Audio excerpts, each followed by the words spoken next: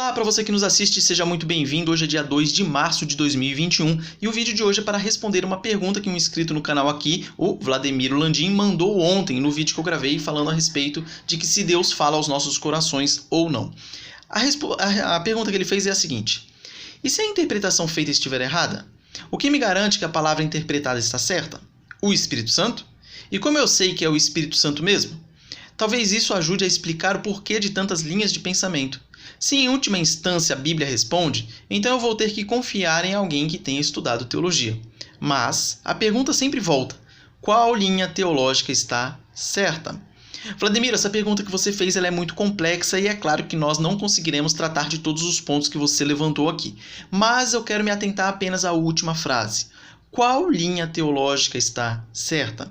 Aqui nós temos que partir do pressuposto que há uma linha teológica certa.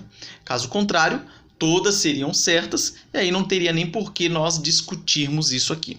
E hoje, não se engane, tem muita gente dizendo isso. Muita gente dizendo que não existe a linha certa. Todas as linhas levam a Deus. Isso é uma tremenda bobagem, é totalmente contra a Bíblia.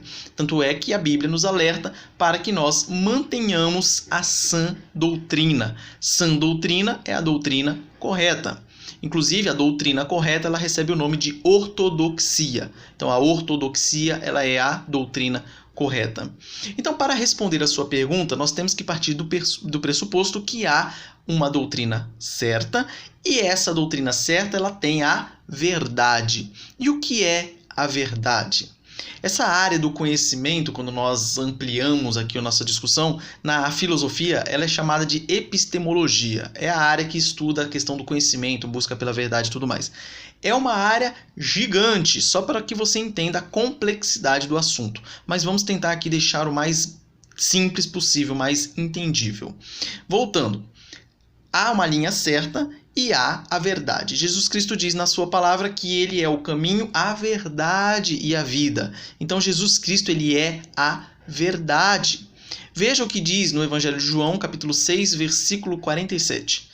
Jesus Cristo dizendo: em verdade vos digo. Olha a ênfase na verdade. Quem crê em mim tem a vida eterna. Então Jesus Cristo ele se apresenta como a verdade e ele diz que quem crer nele será salvo, terá a vida eterna. Por que eu estou falando isso? Porque eu queria dividir aqui a sua pergunta em duas sessões. Primeiro, a questão da conversão e depois o processo de santificação. Quando nós cremos em Jesus Cristo, nós somos salvos. Aqui estamos tratando aqui da fase da conversão. A partir do momento que você foi convertido, você começa o processo de santificação, aquele processo que todos os dias o seu pecado está sendo mortificado e você está crescendo espiritualmente. Um adendo, que se você é convertido e não está crescendo espiritualmente, pode ser que a sua conversão não é verdadeira. Cuidado com relação a isso. Mas enfim, em regra, se converteu, a partir desse momento você vai crescer espiritualmente. E como você faz para crescer espiritualmente? Você lê a Bíblia. Veja o que Jesus Cristo também disse lá no Evangelho de João, capítulo 5, versículo 39. Examinais as Escrituras, porque julgais ter nelas a vida eterna, e são elas mesmas que testificam de mim. Então a verdade é Jesus. Eu preciso para a salvação crer em Jesus. Como eu conheço Jesus? Bíblia. Aqui está a fórmula. E como eu cresço espiritualmente? Você vai usar os meios comuns de graça: oração, Bíblia e sacramentos. Os sacramentos a gente tem o batismo e a Santa Ceia. Isso faz com que você cresça espiritualmente. Quando você é convertido, o Espírito Santo vai morar em você. E o Espírito Santo ele te auxilia na hora de você estudar a palavra de Deus. Ele tira as vendas dos seus olhos. Então você fez a seguinte pergunta: qual é a linha certa? E eu vou te responder dizendo qual é a errada, porque é mais fácil. E eu falei a palavra fácil, mas não é fácil o crescimento espiritual. Por quê? Porque você vai ter que estudar. Você vai ter que estudar muito. Por quê?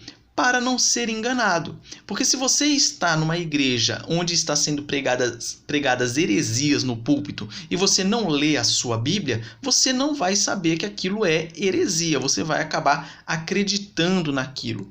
E há um problema. Às vezes você acreditou em tantas heresias e um belo dia descobre que aquilo era bobagem, você corre o risco de, a partir de então, virar um cético e não acreditar em mais nada. Isso é um risco que a gente corre. Por isso que é importante que nós estudemos a nossa Bíblia muito e todos os dias. Então, como você vai identificar quais são as linhas erradas? Simples. Se você está lá na sua igreja e o pastor fala que o crente não sofre, aí você vai ler lá a Bíblia, você viu lá que Jó foi considerado justo e sofreu. Você vai lá no Novo Testamento, você vai ver Jesus Cristo, o Deus encarnado, sofreu. Aí você vai lá, os apóstolos sofreram. Aí você pensa, mas como o pastor está dizendo que o crente verdadeiro não sofre e eu tenho diversos personagens bíblicos sofrendo? Aí você já viu que ele está ensinando heresias. O que você tem que fazer? Vaza dessa igreja, procure outra. Aí você vai em outra, lá está falando que o crente ele é rico. Você vai em alguma igreja que prega a teologia da prosperidade. Dê todo o seu dinheiro aqui que você vai ganhar em dobro, que você vai se dar bem. E você olha na Bíblia lá que tem casos que, não está batendo. Tem casos aqui que a pessoa é pobre, o crente é pobre. Então você vai ver que estão ali ensinando heresias. Aí você vai em outra igreja, uma igreja liberal, por exemplo, e você tá lá, o pastor está falando que, conceito de pecado, na verdade, já está ultrapassado. O pecado, na verdade, é outra coisa. E vai lá e dá uma interpretação totalmente diferente do que está nas escrituras, que você vai abrir na sua casa lá para ler e vai estar lá. Pecado é a transgressão da lei de Deus. Ponto. Aí você vai ver que há ali uma discrepância no que o pastor está falando e no seu estudo bíblico. E o que você tem que fazer? Vaza dessa igreja. Então é mais fácil você aprender dessa forma negativa. Tem muita gente que se converte, vai para igrejas que pregam diversas heresias e conforme o tempo vai passando, essa pessoa vai percebendo essas bobagens que estão sendo pregadas lá e acabam procurando outras igrejas. E aí eu vou te falar, qual igreja você deve procurar? Eu defendo a minha denominação, mas eu sei que não é só a minha denominação que tem a verdade. Tem diversas outras igrejas. Então qual é o caminho que eu te dou? Procure uma igreja histórica, no sentido de igrejas que venham da reforma protestante. Igrejas reformadas, vamos dizer assim. Porque essas igrejas estão firmadas na palavra, e isso a gente pode garantir. É aquelas igrejas que têm uma herança da tradição cristã. Evite novidades, coisas que estão surgindo agora. Isso é balela. O cristianismo tem mais de 2000 anos. Então você acreditar que agora surgiu uma revelação, que agora que a verdade surgiu, isso é bobagem. A verdade sempre existiu, sempre teve aí o remanescente fiel desde o início da igreja. Então, se você quer procurar uma linha certa, procure essas igrejas históricas. Lembrando que mesmo numa igreja histórica pode haver distorções no ensino lá. Então, como você vai fazer para saber se há mesmo uma distorção? Lendo a sua Bíblia. É simples assim. Simples de explicar, mas difícil de botar na prática, porque você vai ter que gastar tempo e estudo em oração e em leitura bíblica.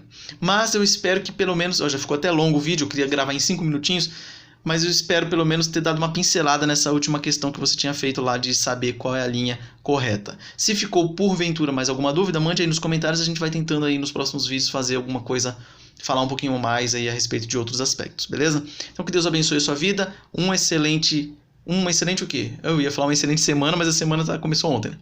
Então um excelente dia aí para todo mundo, um forte abraço e até a próxima.